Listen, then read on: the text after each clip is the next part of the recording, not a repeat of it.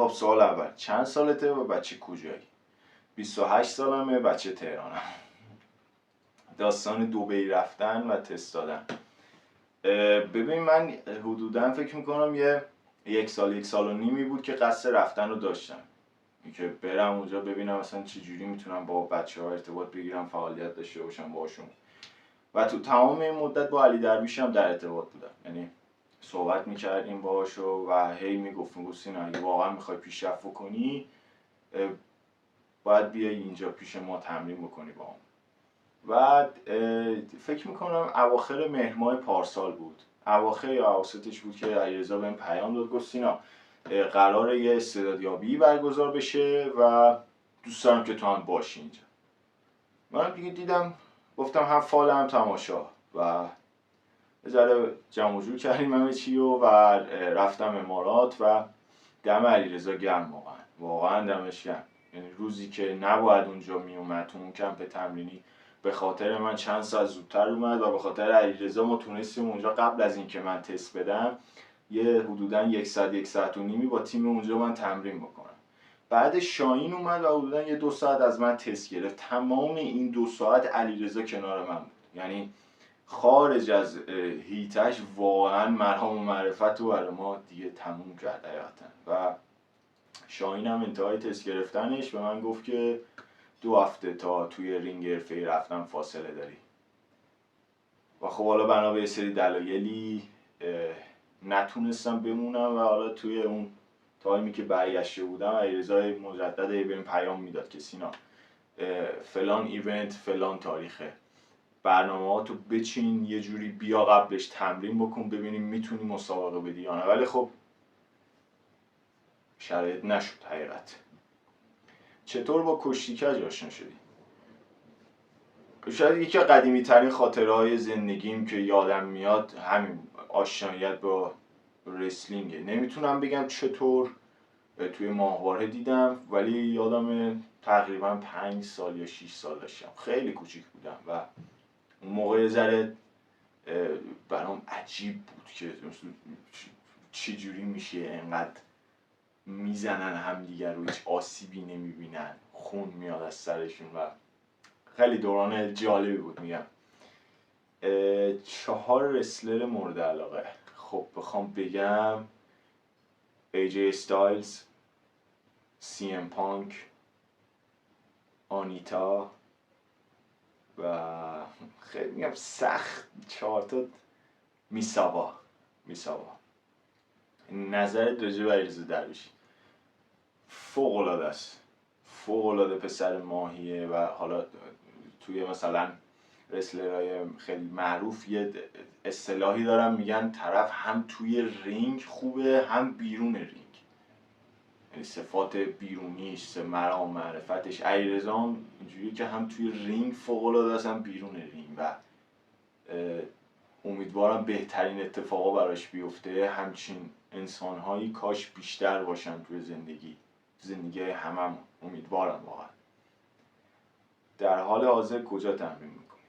در حال حاضر توی پارک تمرین میکنیم، چون تو باشگاهی که فعالیت میکردیم به دلیل شکل و ظاهری که ما داشتیم، یعنی من داشتم، گفتن که آقا شما اصلا صلاحیت مربیگری نداری در اینجا بنا به سری دلایلی و من الان تو پارک تمرین کردن و حقیقتا ترجیح میدم.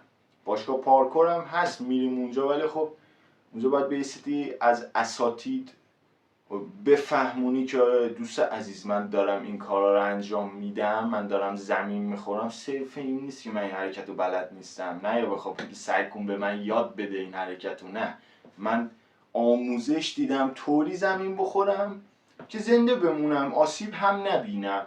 حالا مثلا دوستان هستن هی متعدد میگن آقا نه این حرکتی که داری میزنی اشتباهه، اصلا چی کار دارید میکنید شما.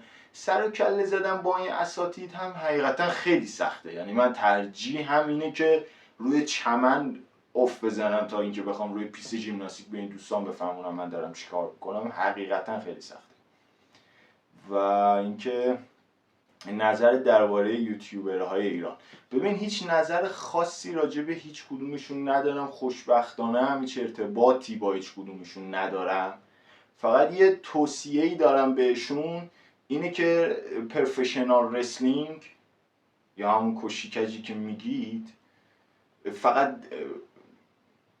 WWE نیست، پروموشن های دیگه هم هستن. حالا ما نمیگیم همه ایندیا رو چیز کن، ولی پروفشنال رسلینگ فقط WWE نیست که تو میای فقط اخبار اونو پوشش میده. اگه فقط میخوای اخبار اونو پوشش بدی، رو اسم پیجت بزن WWE فن.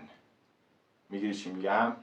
نه یا بگو مثلا من کشیکج یا همون پروفشنال رسلینگ دارم تحلیل میکنم ولی همه تحلیلات مال WWE. حالا ما کاری نداریم که تحلیل میکنی، تو به عنوان یه فن میتونی تحلیل بکنی، ولی دارم میگم اینو اول بدون و اگرم یه روزی پاتون رو بیرون از مرزهای ایران گذاشتی کشیکج نگید، میخندم بهتون. پروفشنال رسلینگ اسمش، حالا تو ایران ما میگیم کشیکج. در حد همین فقط. WWE یا AEW قطعا آل الیت رسلینگ، نیازی نبود. IPW چه شد؟ از خود بچه های IPW بپرس که چه شد. نظرت راجع به کسایی که میگن کشیکج فیک. خب ببین، من تا اینجا رو سعی کردم سوالا رو خیلی خلاصه وار جواب بدم، چون میدونم که حوصله هم من هم مخاطبا نمیکشه به برنامه‌های طولانی. من تو دانشگاه کارگردانی میخونم. تو بعضی از کلاس‌ها من دارم صحبت میکنم، استاد اصلا کلا کلاس رو تعطیل میکنه، میگه آقا من میخوام بدونم این چیه. یعنی انقدر این هنر براش جذاب بوده، میخواد بدونه آقا هنر ورزش چیه بالاخره. و من میشینم ساعتها صحبت میکنم باش، ساعتها تحلیل میکنم و بعد متوجه میشن که آقا از دید هنر باید ببینیم بهش. من برای این قش صحبت میکنم. هست توی مثلا دوستان و کسایی که توی خیابون میبینن یا مثلا تو پارک داریم تمرین میکنیم، میگن آقا این قضیهش چیه؟ خب من میشینم ساعتها، وظیفمه به عنوان یک پرفورمر توضیح بدم بهشون. ولی یک سری از دوستان و اساتید هستن میان مثلا طرف میگه که چیه این قضیهش، فیکه فلانه، اصلا چرا من باید ببینم؟ من میگم نبین، دنبال چرا برای چی میگردی؟ آقا یا خوشت میاد یا خوشت نمیاد دیگه.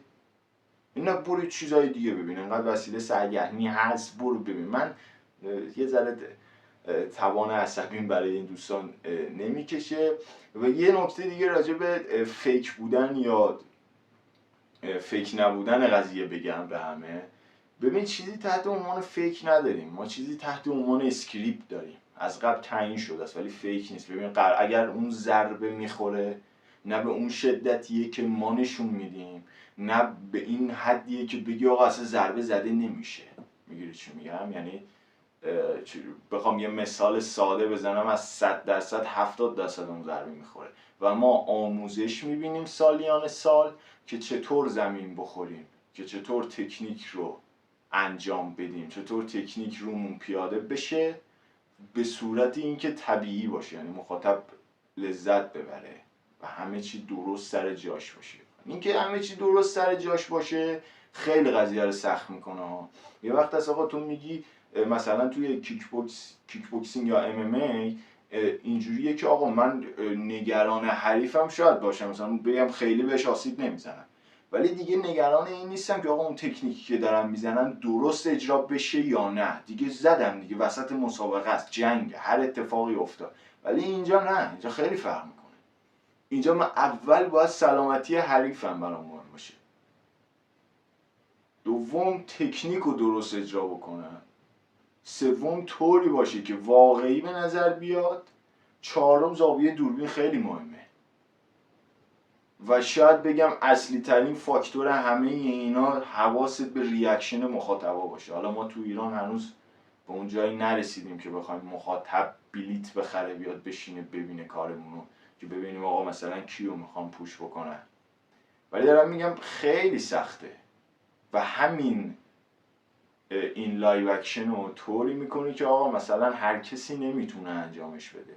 این کار واقعا هر کسی نیست. این که مثلا یه سریا فکر میکنن از قبل تعیین شده است، خب پس راحته. نه، اصلا راحت نیست. اگه کسی خواست، حقیقتا دارم میگم، یه جلسه میتونی بیاد تمرین با همون انجام بده، واسه افتخار منه. ولی دارم میگم کار هر کسی حقیقتا نیست. ببین من مثلا خودم به همه ورزش ها، به همه هنرها احترام میذارم. من مثلا نمیتونم بگم آقا چون استایل خوبی دارم، مثال من کار خوبی هستم، میتونم کاتا انجام بدم. نه، باید برم آموزش ببینم بعد بگم که میتونم این کار رو انجام بدم.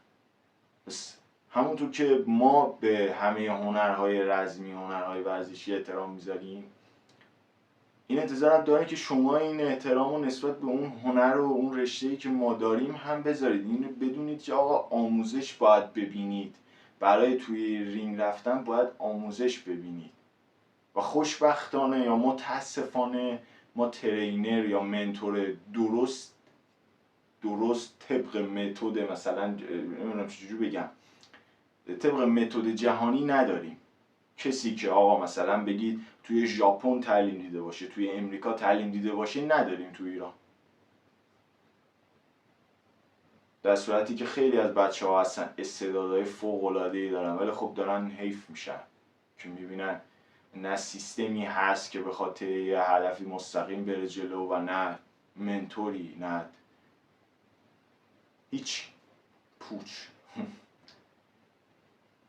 چند وقت رسلر هستی؟ ببین خیلی هستن به ما پیام میدن، مثلا یارو میگه که من 20 ساله که دارم رسلینگ کار میکنم و یارو 27 سالشه. طرف از سنی که شروع کرده رسلینگ دیدن میگه دارم کار میکنم. خب من اگر بخوام بگم دارم از چند سالگی کار میکنم، من 25 سالگی وارد آی پی دبلیو شدم. 25 سالم بود وارد آی پی دبلیو شدم و الانم 28 سالمه. 3 سال حرفه‌ایشو بخوام بگم 3 سال. آینده خودت و بچه‌های رسلر ایرانی چیه؟ ببین مکتبی که من خودم دنبال میکنم توی دانشگاه سورئالیسته. یعنی اصلا کلا من به سورئالیست ها خیلی علاقه دارم. حالا مثلا چه بخوایم از شعرهای آندره برتون بخوایم بگیم، شاید نقاشی‌های پیکاسو بخوایم صحبت بکنیم، چه مثلا بخوایم مثلا بیای توی سینما قاب‌ها رو ببینی. من خودم سورئالیستم مثلا. یعنی حتی اون زمانی که تئاترم کار میکردم سعی میکردم تئاتر سورئال باشه. یعنی اون نقشی که به من میدادم بخوام حالا تو تحلیل نقشی یه چیزی در میآوردم که سورئال باشه، یه چیزی از فضای رئال دور باشه. میگیری چی میگم؟ ولی طی این چندین سال انقدر این چک‌های زندگی، چک‌های رئالیست بودن به سر و صورت و در و دیوار و تمام سیستمات بدنم برخورد کرده، دیگه واقع‌گرا شدن. یعنی از هر چیزی بدترینش رو اول تصور میکنم، 10 تا پارامتر بد رو میذارم جلوم، به چیز خوبی فکر نمیکنم. بس اگه بخوای واقع‌گرا باشی، واقع‌گرا داریم دنبال میکنیم قضیه. من الینو الان همه جای بدنم درد میکنه، همه جای بدنم آسیب دارم. خب نه رینگ حرفه‌ای دارم، نه تغذیه‌ام درسته، نه منتور درست حسابی بالا سرمه، هیچی ندارم. خب و دارم یکی از خطرناکترین رشته‌های دنیا رو کار میکنم. منتی نیست، اصلا منتی نیست. داریم واقع گرا میبینیم، داریم سیستم رئالیستی میخوایم به این قضیه نگاه بکنیم. من شاید بتونم با این وضعیت 2 سال یا 3 سال دیگه ادامه بدم. حقیقتش ببین دارم الان میگم 2 یا 3 سال دیگه بعد پنچر منفجر. این بدبینانه ترین حالتشه. خوشبینانه ترین حالتشی که اصلا نمیخوام بهش فکر کنم چون میدونم اتفاق نمیفته، اینه که ما یه اسپانسر پیدا بکنیم که آقا مثلا بیاد بگه من رینگ حرفه‌ای براتون میزنم، الان اینم باز میکنم داستان همین رینگ حرفه‌ای رو و من ساپورتتون میکنم، مثلا توی فیلمو نماوا مثلا بیاید برنامه اجرا بکنید، شو باشه، بره مثلا سمت ریالیتی شو. خب خیلی دارم سورئال نگاه میکنم، رویایی قضیه است. اگر ما بخوایم حتی سورئالیست هم به این قضیه نگاه بکنیم، یعنی ما یه رینگ حرفه‌ای داشته باشیم، خب این رینگ نگهداریش سخت‌تر از ساختنشه. خیلی نگهداری این رینگ سخت‌تره و ما مهندسی رو نداریم که طبق اون متد آموزش دیده باشه، چون ما میخوایم هی بخوریم روش بیاین زمین، میگیری؟ و این رینگ هر بار باز بشه دوباره بخواد ستاپ بشه داستان داره. یعنی تو باید یه جا اول داشته باشی اون رینگ رو نگهداری، بعد بخوای بیای توی فیلمو یا نمابا اونجا چقدر به داستان میخوره، اونجا که اصلا من نمیتونم باشم. و بعد ببین اصلا شکاف دیگه مثل رپه. خب مثل رپه، یعنی تو باید انقدر کار کنی، انقدر خودتو خوب پروموت بکنی که نتونن بگن آقا نه همچی چیزی نداریم، ما بگن چرا آقا داریم، حتی سطح جهانی. و این فقط و فقط و فقط و فقط و فقط و فقط و فقط و فقط و فقط و فقط و فقط به این بستگی داره که یک کدوم از ما بتونیم توی پروموشن حرفه‌ای کار بکنیم. اگر من الان AEW بودم، اگر من الان WWE بودم، باور کن IPW رو همه میشناختن، باور کن مثلا INGPW رو همه میشناختن، چون آقا میومد طرف میدید آقا این از کجا اومده، کجا تعلیم دیده، میگیری چی میگم؟ و چقدر برای اینا خوب میشد، اسپانسر پیدا میکردن، چقدر پروموت شد. ببین این مهمه، ما نیاییم آقا مثلا بگی ببین لقمه رو ماها دوست داریم مثلا کلا بچرخونیم دور سرمون بخوریم، میخوای بیای اینجا از صفر یه چیزی رو بسازی. اوکی من اصلا مخالفش نیستم، دارم میگم اوکی، ولی این نمیشه. میگیری چی میگم؟ تو نمیتونی بیای اینجا بگی آقا مثلا من 5 تا کلا مسابقه دادم، اون 5 تا رو هم هیچ کسی تا آخر نمیبینه، اینو بهت قول میدم، تا آخرش نمیتونی ببینی مسابقه ها رو، بعد بخوام دنبال اسپانسر بگردم. نه این نمیشه، حقیقتا نمیشه. حتی اگر گفتم تو اون اسپانسر هم پیدا بکنی، باز میتونن سرکوبت بکنن، یعنی طوری اون اسکریپت قضیه رو مینویسن، طوری اون چیزو میگیرن که راحت حذفت میکنن. تنها راهش اینه که یکی از ماها، نمیگم فقط خودم، یکی از ماها بتونه تو یکی از این پروموشن های جهانی باشه. یعنی اگر اون کسی که میخواد بیاد اسپانسر باشه، من نمیگم تو بیا برای من رینگ بزن، من میگم آقا تو یکی از ماها رو یه حمایت مالی کن، ما بتونیم بریم کمپ مثلا WWE، بتونیم بریم کمپ نیو ژاپن. من حتی این اماراتش هم راضیم حقیقتا. یعنی بودن پیش بچهای امارات برای من روز به روز داشت پیشرفت می آورد، روز به روز داشتم بهتر می شدم. 4 روز اونجا بودم اندازه 4 سال بزرگم کرد. جدی دارم بهت میگم اصلا نوع تمرین کردنشون با ما فرق میکرد، نوع وارم آپ کردنشون، نوع لاک کردناشون، چین کردناشون، همه چیشون با ما فرق میکرد. خب همینه دیگه، وقتی همه چی حرفه‌ای سر جاش باشه معلومه که پیشرفت میکنن. وقتی ما هیچی نیست، ببین قصد چیزی هم ندارم و هستن بچه‌هایی که دارن دلی کار میکنن، ولی فقط دلی این نیست، فقط این نیست که بگی من 8 سال کار کردم. 8 سال چی کار کردی؟ من نمیخوام ازت ایراد بگیرم ولی دارم میگم آقا 8 سال چی کار کردی آقای سینا توکلی، آقای النینو، توی این 3 سال چی کار کردی؟ میگیری چی میگم؟ یه ذره نگاه قضاوتگرانه باشه. امیدوارم که برنامه خیلی طولانی نشده باشه. دم همتون گرم، مرسی که این وقت رو در اختیارم گذاشتی امیر جان. امیدوارم که بیشتر و بیشتر با هم در ارتباط باشیم و ببینیمت. به امید روزهای خوب. دم همگیتون گرم.